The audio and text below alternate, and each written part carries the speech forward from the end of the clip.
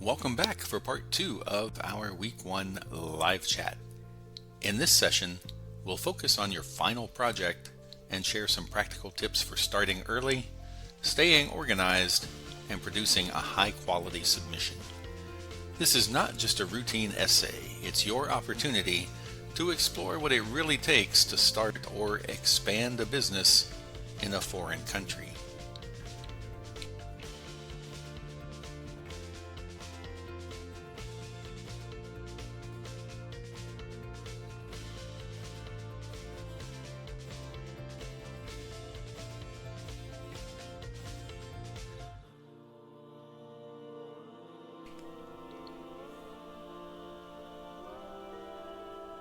The question at the heart of this project is fairly simple.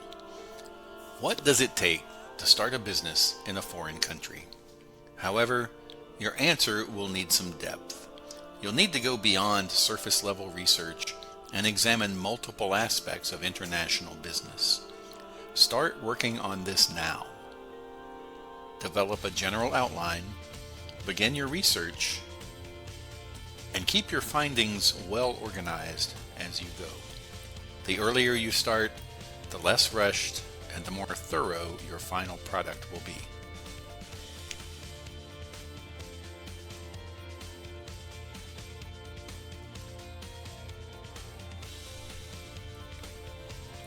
The global business environment.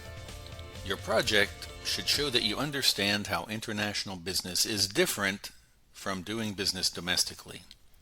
Globalization connects markets, but it also introduces new challenges. Think about things like currency fluctuations, cross-border regulations, cultural expectations, and different business norms. Part of your job is to explain how these forces influence decision-making in your chosen country.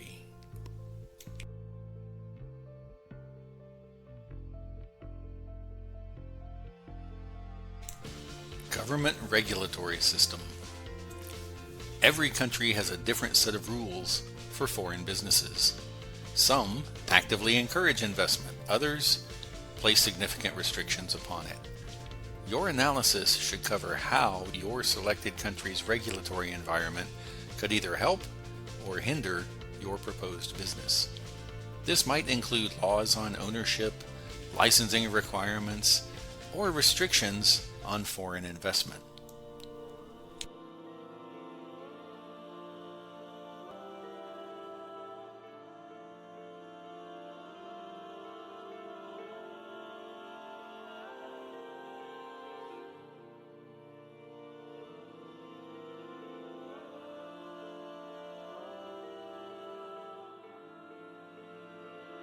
Inflation, culture, and technology. Different countries operate under different cultural values, levels of inflation, and access to technology.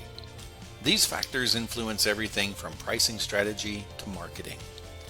For example, high inflation could quickly erode your profits if you're not prepared for it. Cultural differences might affect your advertising approach. Technology infrastructure, or lack thereof, could determine how easily you can deliver your product or service.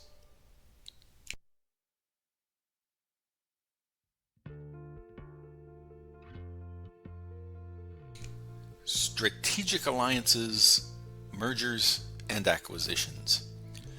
You'll also need to understand the legal and strategic frameworks for partnerships in your chosen country. This includes laws on foreign direct investment, or sometimes worded as direct foreign investment, joint ventures, mergers, acquisitions, outsourcing, and offshoring. These strategies can provide access to new markets, new resources, or additional expertise, but they can also introduce risks and expensive complications.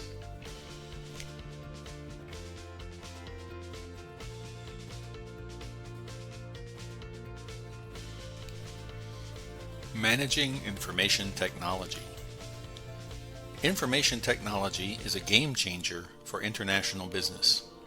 From communication tools and online marketing to supply chain management, IT supports nearly every aspect of operations.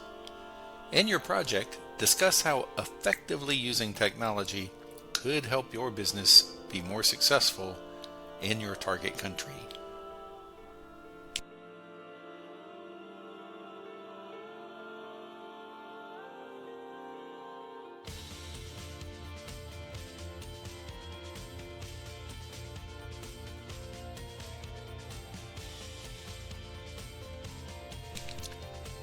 Rather than jumping into the details of your proposed foreign operation right away, take some time to draft a detailed outline instead.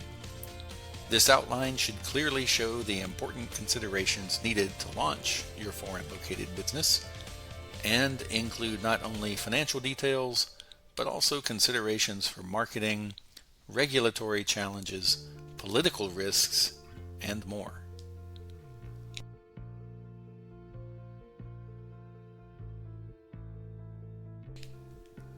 The importance of an effective introduction. Your project should begin with a very clear introduction. Be sure to explain the purpose behind your business idea, why you've selected your specific country of operation, and provide an overview of the report that you will be writing. Give the reader a sense of what's coming and why your idea makes sense in that particular part of the world.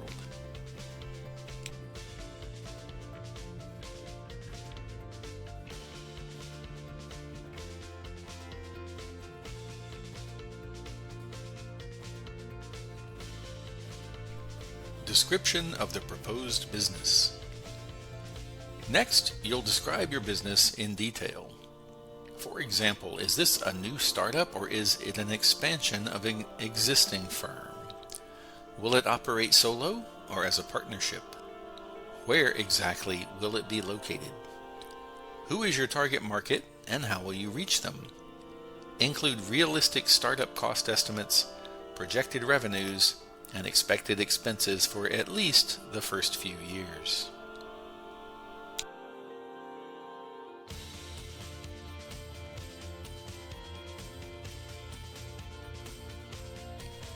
Forces affecting international business operations.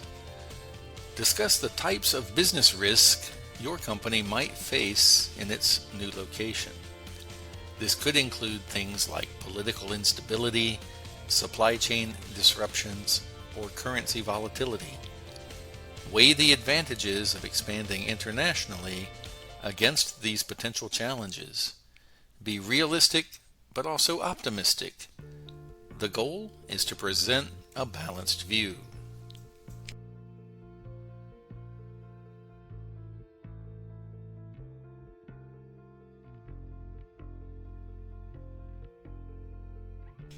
The globalized business environment. In this section, you'll define globalization and discuss the opportunities as well as the challenges it creates.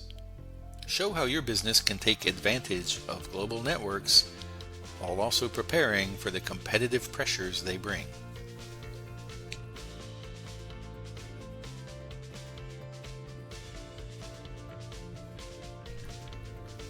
Country-specific business practices.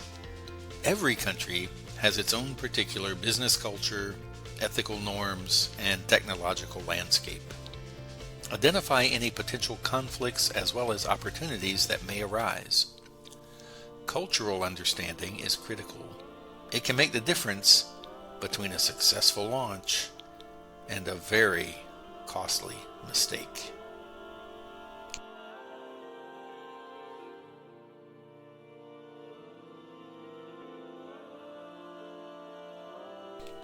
For example, outsourcing business to a country with lower labor costs might improve a company's bottom line, but it could also raise ethical questions.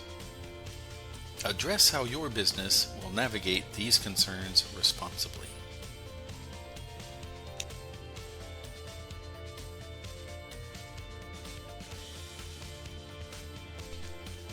Government regulatory environment. This section of your project focuses on the nuts and bolts of compliance: business structure, taxes, licensing, visas, work permits, etc. You will need to research your target country's specific requirements and factor them into your startup plan.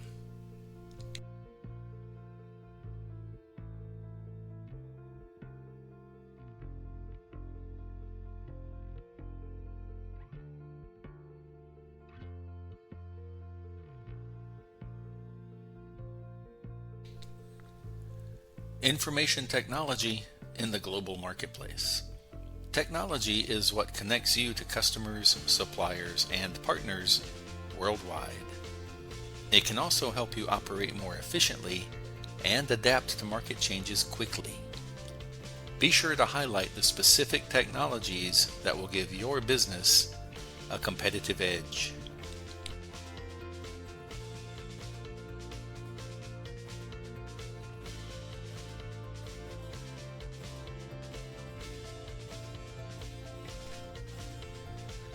The final challenge: tying it all together with a good summary and conclusion. As you finish up your final project, these last three sections, your summary, your conclusions, and your references, are much more important than they might seem at first glance. Let's start with your summary. This is not simply a recap of what you've written. This is your opportunity to pull it all together and make a difference.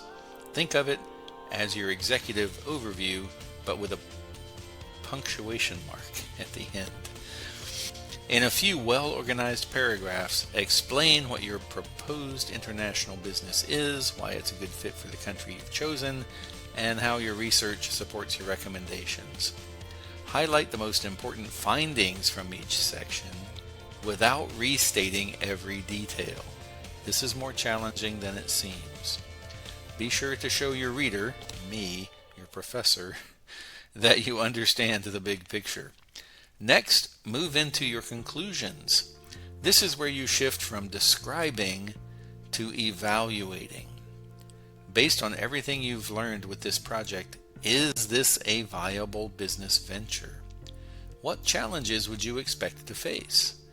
What would success look like? This is your chance to apply some critical thinking. So don't be afraid to take a stance. Just be sure that your reasoning is supported by what you've already shared. And finally, don't overlook the APA references. This is an academic exercise after all. Be sure not to drop the ball here at the finish line. A strong paper needs some strong sources, and you should be using a variety of reputable, high-quality references, not just a random blog post or some strange item you found on Wikipedia. Peer-reviewed journals, credible business publications, and academic websites, that's the level you should be aiming for. Just as important as using good sources is, of course, citing them properly. Yes, you should have an APA reference list at the end, but also every reference needs to have one or more in-text citations sprinkled throughout the document so that we know where your references fit in and which information is your insight versus the research that you pulled together to support it. Remember, these final sections often make the difference between a so-so paper and a really good one. Be sure to take some time and finish strong.